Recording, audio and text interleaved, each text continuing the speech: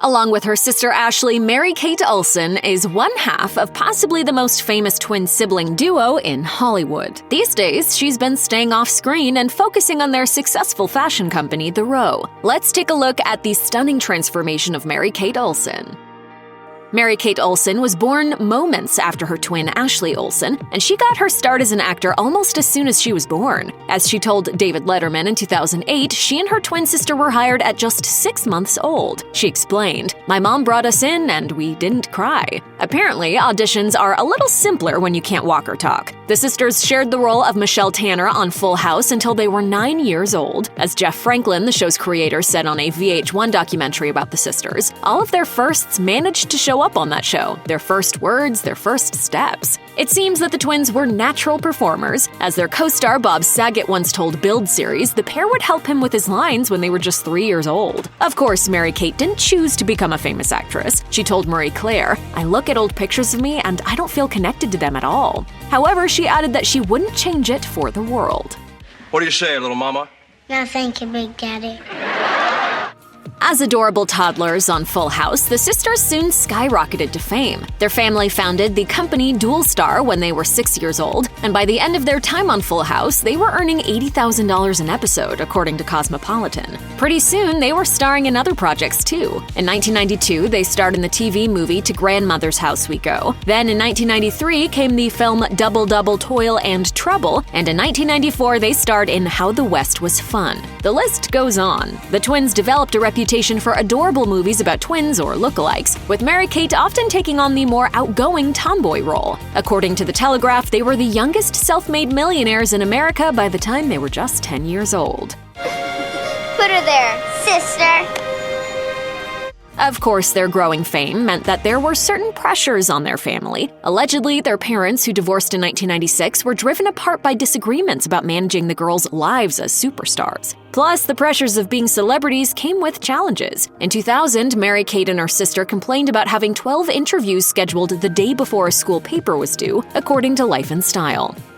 Mary-Kate and Ashley never had a normal childhood. They were millionaires and business owners by the age of 10, after all. However, the Olsen twins' entire childhoods weren't spent on set and in boardrooms. As Mary-Kate explained to Elle, their parents did try to give them time and space to grow up and just be kids. She said, "I grew up going to regular school and still have friends from that time in my life." In a 2004 interview with Oprah Winfrey, the twins explained that they had been to prom every single year of high school. However, as Ashley said, the pair had to choose between going to their senior prom and hosting Saturday Night Live. Mary-Kate said, "Every girl thinks about designing their senior dress." Even though they ultimately chose Saturday Night Live, it's clear that Mary-Kate valued having some normalcy in her childhood.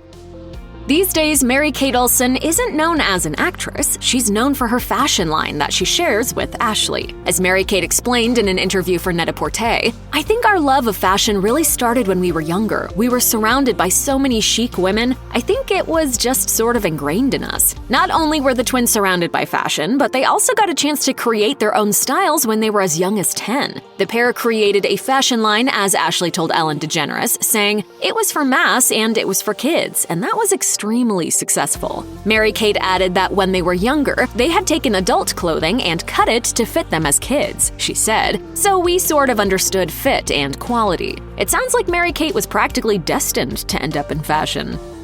Shortly after graduating from high school, Mary-Kate was reportedly admitted to a rehab facility for an eating disorder. She remained quiet about the ordeal at the time, but later she explained in an interview with Elle, "Look, I think it's important that what anybody goes through, and I'm not saying that it's true or not true, you realize it's part of growing up." For Mary-Kate, the hardest thing was finding the courage to reach out and ask for help. She said, "I think at some point I had to say that I deserve to be happy." Clearly, Mary-Kate did what was right for her, and she got the help she needed. In late July 2004, she reportedly came home from the facility. As her spokesman told CBS News at the time, she's feeling very well and is looking forward to rejoining her family and friends and preparing for her freshman year at New York University. Apparently, Ashley was extremely supportive of her and continued attending events in her place while she was away.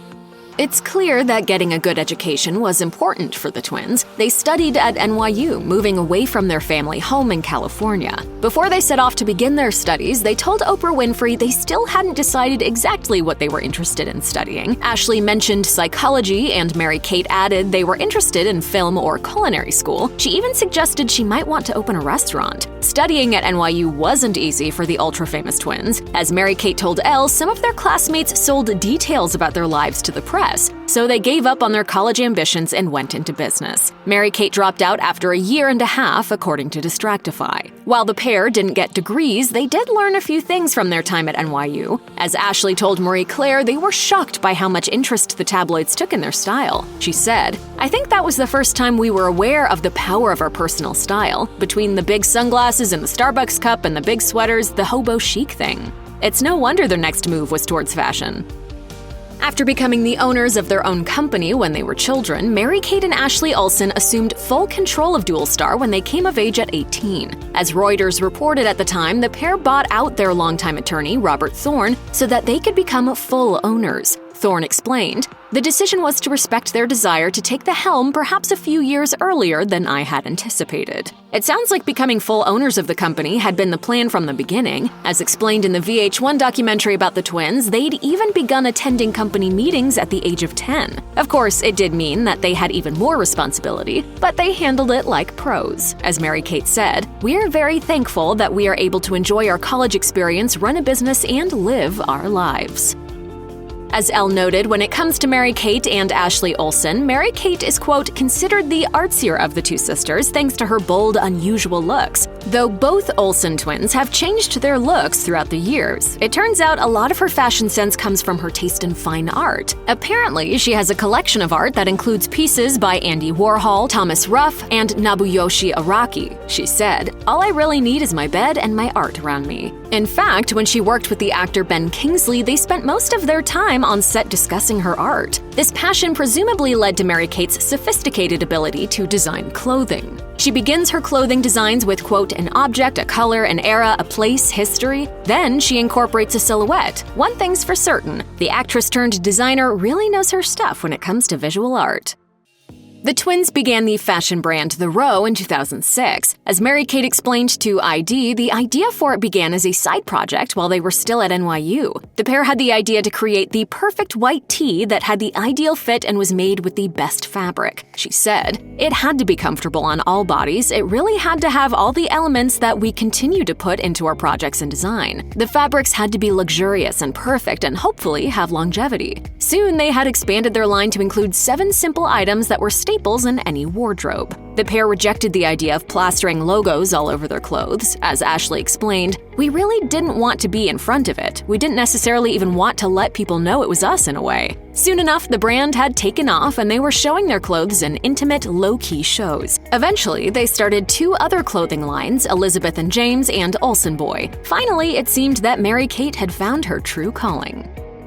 According to OK Magazine, Mary-Kate Olsen met her future husband, Olivier Sarkozy, in 2012. Apparently, they met at a party. The pair secretly tied the knot in New York in 2015. According to Page 6, the event was incredibly private, with guests being asked to hand over their phones upon arrival. One source described the evening, saying there were, quote, "bowls and bowls filled with cigarettes, and everyone smoked the whole night." According to Stylecaster, Sarkozy splurged on a very pricey vintage Cartier engagement ring worth $81,000. We don't know much about Olsen's marriage to Sarkozy, although she did describe how it made her routine change in a 2017 interview with The Edit. She said, "I have a husband, 2 stepkids, and a life. I have to go home and cook dinner." Apparently, she took up running on the weekends to help her remain grounded in her very busy schedule.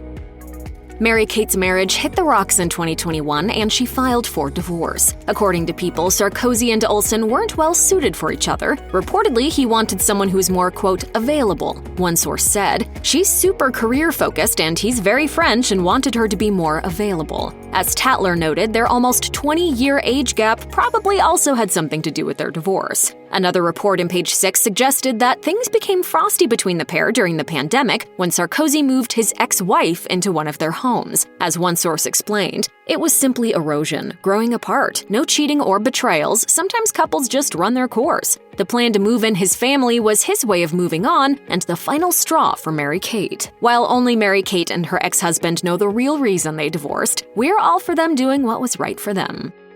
These days, Mary-Kate is fiercely focused on her work and on maintaining her privacy. Her clothing has been described as discreet and modest. It follows that Mary-Kate and her sister Ashley would be discreet, not just in their fashion sense, but also in their lives. As Mary-Kate put it to ID, "We were raised to be discreet people." Mary-Kate rarely gives interviews, and when she does, she focuses on discussing her business rather than her personal life. Neither she nor Ashley has any public social media accounts. In an interview with The Edit, they explained that they preferred to connect with fans through their designs rather than through exposing their personal lives. And in an interview with Vogue Australia, they shared that all of their energy goes into the business. Luckily, they'll always have each other to lean on. Mary-Kate said, "There is a lot of pressure we put on ourselves. I feel like we're really lucky that we have a great partnership and that we can rely on each other for support, because I can imagine it can be so lonely." Mary-Kate has definitely been through a lot and is clearly just as busy as ever. At least she'll always have Ashley with her every step of the way.